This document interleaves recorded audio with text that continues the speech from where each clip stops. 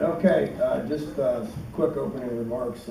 Obviously very proud of not only the guys played well, all three sides of the ball, prepared well.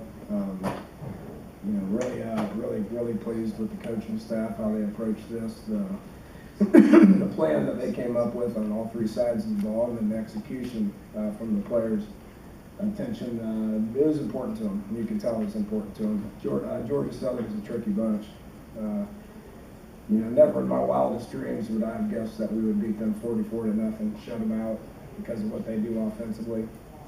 And defensively, they don't give up points like that very often. So overall, really proud of the guys. It was a good team win. Take some questions. Did you have anybody on your staff that had experience against that offense, or did you have any connection that helped you? No. Yeah, so we spent some time in the off season with some people that do it. Not going to mention anybody, but Tony went and saw a couple of people and came up with the plan and executed it pretty good. So very proud of him. He's done a great job since he's been here, and our defense is pretty motivated and excited. I'd say the leadership that we have on that side of the ball is showing, and hopefully will continue to as well. What were some of the key components in what you did to neutralize what's a pretty tricky offense?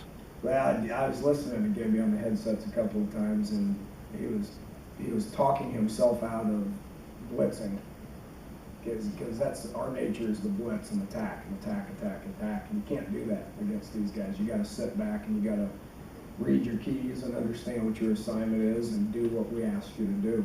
So the guys bought into it. We got very smart senior leaders, guys with a lot of experience.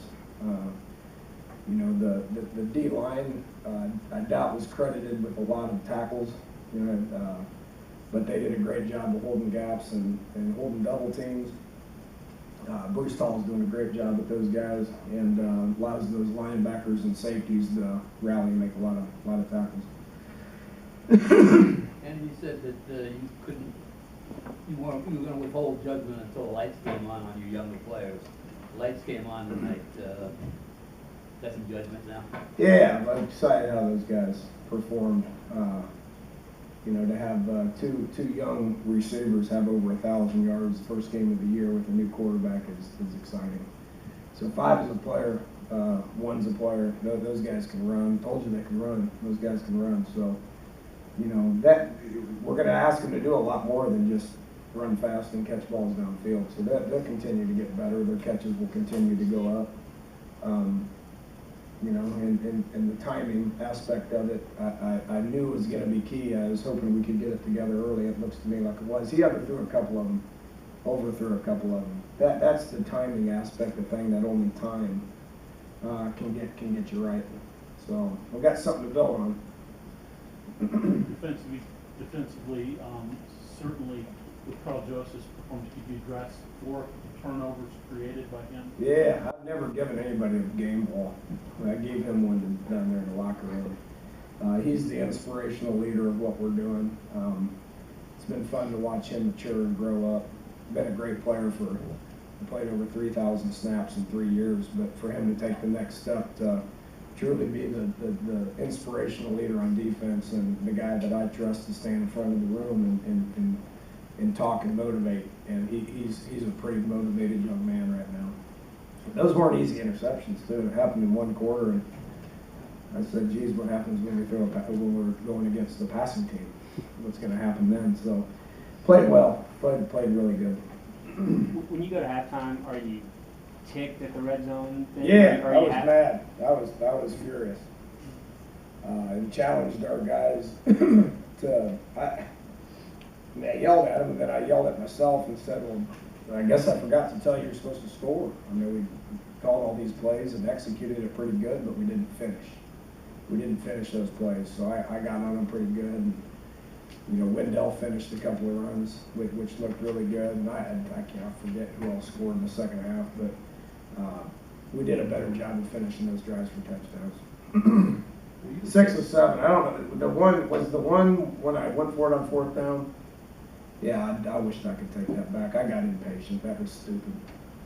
So we should have at least been 7 for 7. Josh did a good job of knocking the ball through, and that's going to happen. But we got to continue to focus on finishing drives with touchdowns. Is that impatience, or would you like to see the offense have a 4th and 1 to Well, yeah, I mean, we got to be able to execute that as well, you know, so points are more important than proving a point. I should have kicked the field goal. That was an error on my part. Sam, were you exaggerating when you said you've never given anyone a game ball before, or? Well, I mean, we name players in the game, but usually we watch the film after the game, and we collectively as an offense and a defense and a special team give players of the game. We never give players of the game when we don't win. I think that probably makes sense to people. You know, and I thought it was appropriate based on what Carl has done, how he played, the turnovers. You know, turnovers has been something that we've been focusing pretty hard on. Well, how's 5-0 suit you?